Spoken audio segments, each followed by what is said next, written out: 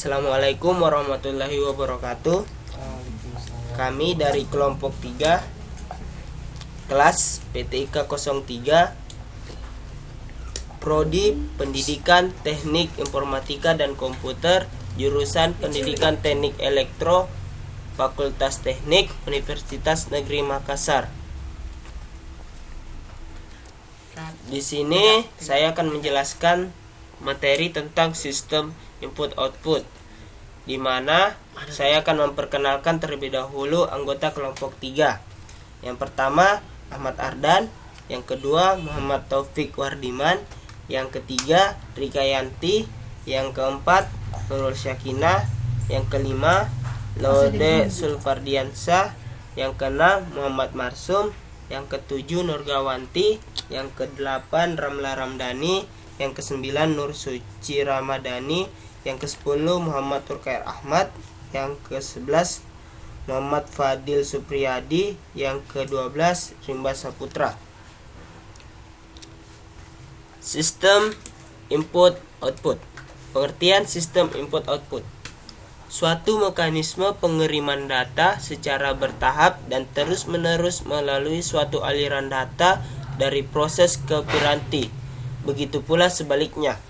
Fungsi input-output pada dasarnya adalah mengimplementasikan algoritma input-output pada level aplikasi. Hal ini dikarenakan kode aplikasi sangat fleksibel dan bugs aplikasi tidak mudah menyebabkan sebuah sistem crash. Fungsi input-output. Fungsi dalam menjalankan tugas input-output dapat dibagi menjadi beberapa kategori, yaitu 1. Kontrol dan perwaktuan. 2. Komunikasi CPU. 3. Komunikasi perangkat eksternal. 4. Pembufferan data. 5. Deteksi kesalahan.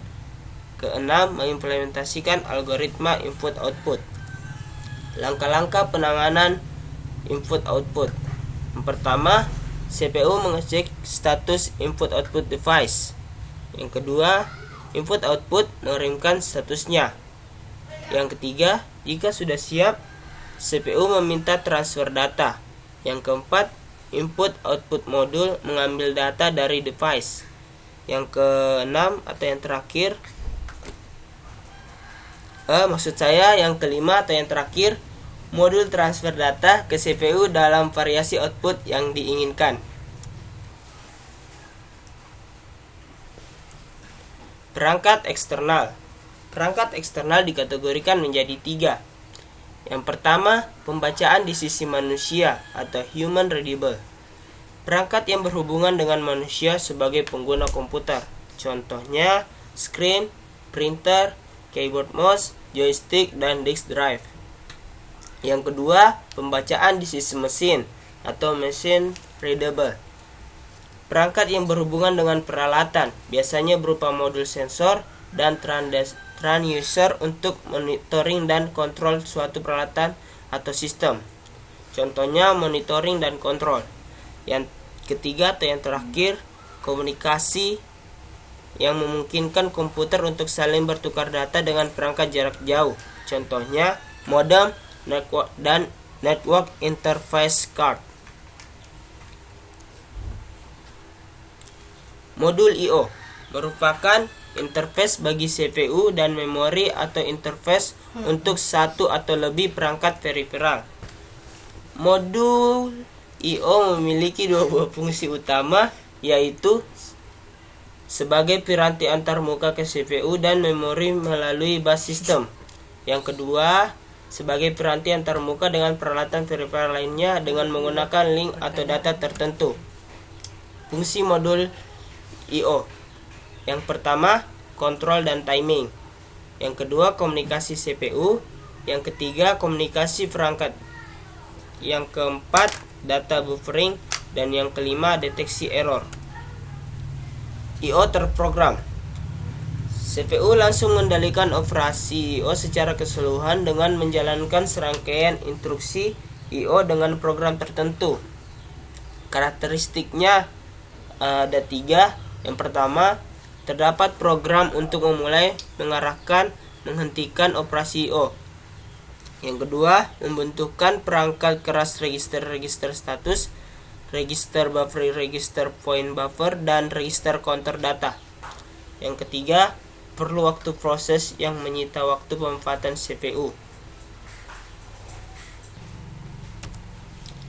I/O interupsi. CPU akan beraksi ketika suatu piranti mengeluarkan permintaan untuk pelayanan. Karakteristiknya yaitu lebih efisien dalam pemanfaatan CPU, menunggu interupsi dari piranti I/O, dan ada dua metode pemilihan prioritas layanan, yaitu polling dan vector interrupt. Saluran I/O. Saluran I/O itu sendiri merupakan prosesor yang sudah diprogram. Program-program yang di-execute ini disebut channel program. Channel program ini menentukan operasi yang diperlukan untuk akses peralatan dan mengontrol jalur data. Macam-macam saluran, ada 3. Yang pertama, selector channel. Yang kedua, multiplexer channel. Yang ketiga, block multiplexer channel.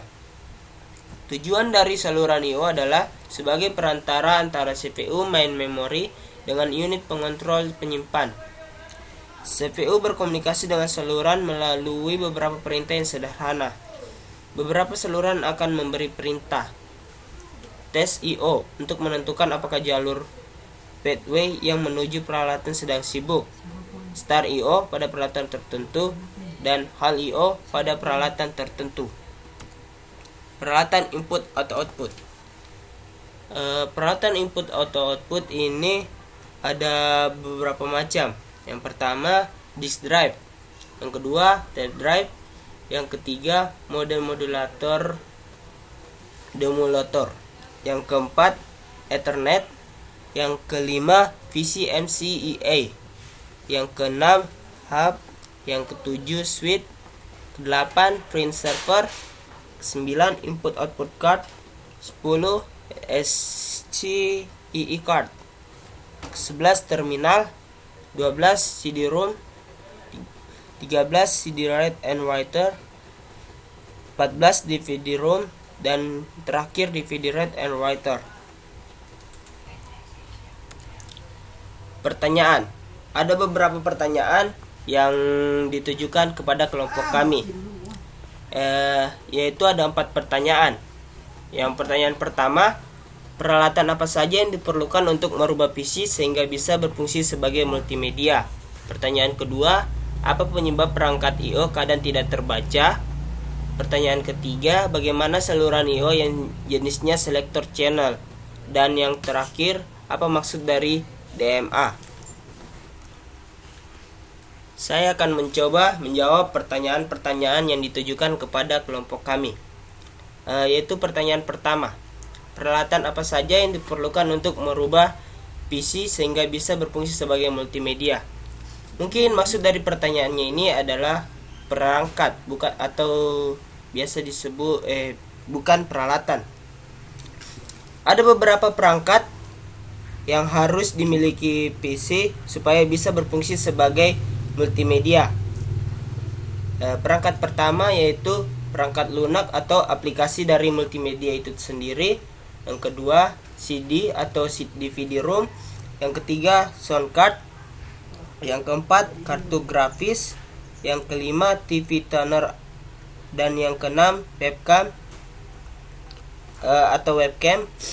Yang ketujuh, headset. Dan yang kedelapan, mikrofon. Pertanyaan kedua, apa penyebab perangkat I/O kadang tidak terbaca? Jawabannya yaitu biasanya terjadi kerusakan kecil pada perangkat I/O atau adanya virus pada perangkat I/O itu sendiri sehingga tidak terbaca. Pertanyaan ketiga, bagaimana saluran I/O yang jenisnya selector channel? Alur saluran I/O yang itu dapat mengatur aliran data antara memori utama dengan sebuah peralatan pada saat tersebut. Karena saluran merupakan prosesor yang cepat, maka saluran selektor biasanya hanya menggunakan peralatan I/O dengan kecepatan tinggi seperti disk. Penggunaan peralatan dengan kecepatan rendah, misalnya card reader.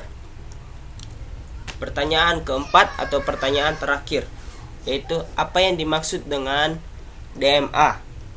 DMA adalah sebuah prosesor khusus yang berguna untuk menghindari pembebanan CPU utama oleh program I/O atau input output. Adapun kepanjangan dari DMA adalah Direct Memory Access. Itulah penjelasan dari kelompok kami tentang sistem input output.